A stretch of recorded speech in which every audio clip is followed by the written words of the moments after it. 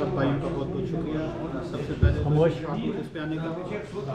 आज की जो प्रेस कॉन्फ्रेंस है वो इस बारे में काफ़ी अहम है कि क्राइम के लिहाज से, बल्कि जो अहमदाबाद की लोकल पॉपुलेशन है उसके लिए भी इसमें एक बहुत बड़ा सबक है।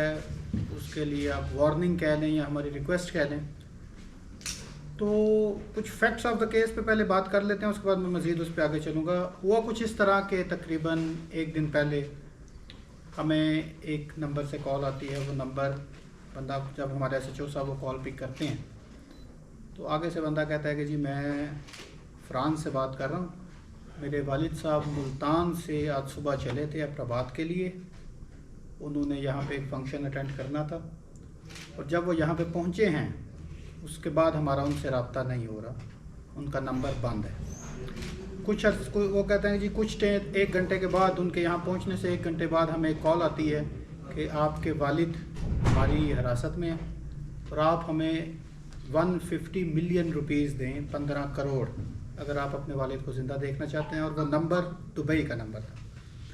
जब डिस्ट्रिक्ट पुलिस ऑफिसर सर हारून रशीद साहब को इन्फॉर्मेशन रिसीव हुई तो उन्होंने फ़ौरन एक टीम तश्कील दी, जिसमें मैं था, मेरे DSP साहिबान थे और SHO थे हमारे साथ। और हमारा काम था नंबर 1 कि उन बुज़ुर्ग को स्विफ्टली और सेफली रिकवर करना, और नंबर 2 कि जिन्होंने अरेस्ट किया है, जिन्होंने अबडक्ट किया है, उनको हम बेनकाब करें और उनको कानून की हिरासत में लेके आएं। तो जब हमने उनके बेटे से, जो कि फ्रांस में है, उससे हमने थोड़ी सी इन्फॉर्मेशन ली तो उन्होंने हमें बताया कि तकरीबन रात 7:30 बजे वो अहमदाबाद में पहुंचे हैं। उसके बाद मैं और मेरी टीम हमने जाके उनकी टिकट्स, जो कि डाइवर्ट बस स्टेशन की थी, डाइवर्ट टर्मिनल पे हम गए। साथ में हमने अपना जो टेक्निकल लैंड था, जो हमारी इंचार्ज है टेक्निकल यूनिट का, उनको हमने उनकी CDRs, उनकी लोकेशंस और उनकी B पार्टी पे काम करने पे लगा दिया। तो जब हम डाइवर्ट टर्मिनल पे गए तो वहाँ पे हमने CCTV कैमरास चेक किए। तो बुज़ुर्ग जैसे ही उतरते हैं तो वो एक गाड़ी में बैठ जाते हैं। उस गाड़ी का नंबर चूँकि क्लियर नहीं था तो हमने ह्यूमन इंटेलिजेंस के थ्रू अपनी जो DSB है उसको यूटिलाइज़ करते हुए उस ड्राइवर को आइडेंटिफाई किया और उस ड्राइवर का इंटरव्यू किया। जब उस ड्राइवर का इंटरव्यू किया तो इस केस में एक बहुत पेचीदा सा मोड़ आया, और वो ये था कि ड्राइवर हमें बताता है कि ये गाड़ी एक ख़ातून के नाम पे इन ड्राइव हुई है और वो डाइवर्ट टर्मिनल से ही हुई है। तो यहाँ से ये केस किडनैपिंग फॉर रैंसम के साथ हनी ट्रैपिंग की तरफ चला गया। जब हमने उस ड्राइवर को मज़ीद इंटरोगेट किया तो उसने कहा कि जी हम आपको उस जगह पे ले जाते हैं। उस इलाके में हम गए, वहाँ से हमने जब एक्सटेंसिव सर्च और स्ट्राइक ऑपरेशन किया तो हमने अल्लाह के करम से उस अबडक्टी को भी सेफली रिकवर कर लिया और उस गैंग के कुछ मेंबर्स भी हमारी हिरासत में आ गए। यहाँ तक अल्लाह ने हमें एक कामयाबी दे दी कि उस अबडक्टी को हमने रिकवर कर लिया। लेकिन इसके बाद दूसरा मसला था कि उस गैंग को ट्रेस करना।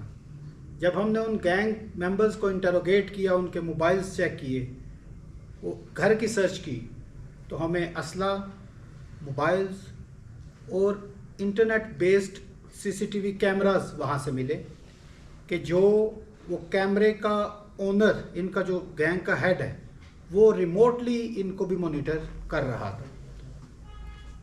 इनको जब हमने इंटेरोगेट किया तो ये एक बैनुस्सूबाई गैंग था जो साउथ पंजाब, सेंट्रल पंजाब और KPK इन तीनों में ऑपरेट कर रहा है। और ये हनी ट्रैपिंग के ज़रिए लोगों को ट्रैप करते हैं, फिर उनकी फैमिली से पैसे डिमांड करते हैं और उसके बाद उनकी फैमिलीज़ को रिलीज़ करते हैं।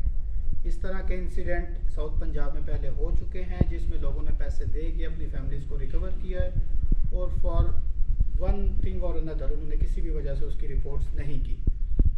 लेकिन ये, मैं इसको पुलिस की कामयाबी इस केस को इसलिए कहूँगा कि ना सिर्फ 8 घंटे के अंदर अंदर पुलिस ने उन बंदों को रिकवर किया, उस अबडक्टी को रिकवर किया, पुलिस ने उन गैंग मेंबर्स को पकड़ा, पुलिस ने वो गाड़ियाँ आइडेंटिफाई की जिस गाड़ियों को यूज़ करके वो यहाँ से भागे हैं, पुलिस ने उनके मेन गैंग के लीडर को आइडेंटिफाई किया और उसकी हिरासत के लिए भी अभी भी छापे लगाए जा रहे हैं। ये पॉइंट था क्रिमिनल एलिमेंट वाला।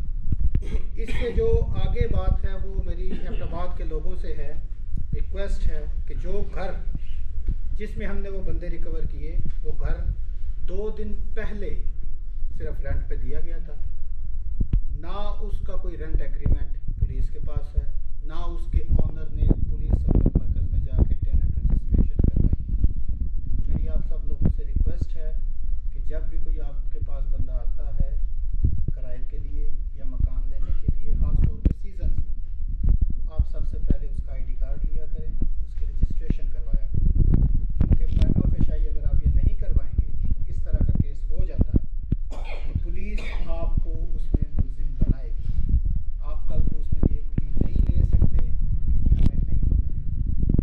नंबर 2, एबटाबाद पुलिस ने जिस तरह स्विफ्टली और टेक्निकल बुनियादों पर ये केस ट्रेस किया है, कि आप बेशक पंजाब में भी देख लें, मैं ख़ुद भी इसको सर्च कर रहा था सुबह, पंजाब में भी इतना स्विफ्टली कोई बंदा रिकवर नहीं हुआ, ख़ास तौर पे कच्चे के इलाके। तो इसके लिए मैं अपनी टीम का बड़ा मशकूर हूँ कि जिन्होंने मेरे साथ इस केस को विदिन 12 आवर्स ट्रेस भी किया, कल्प्रिट्स को भी आइडेंटिफाई किया, उनके गैंग्स को भी आइडेंटिफाई किया, और गैंग भी वो जो 2 सूबों में ऑपरेट कर रहा है।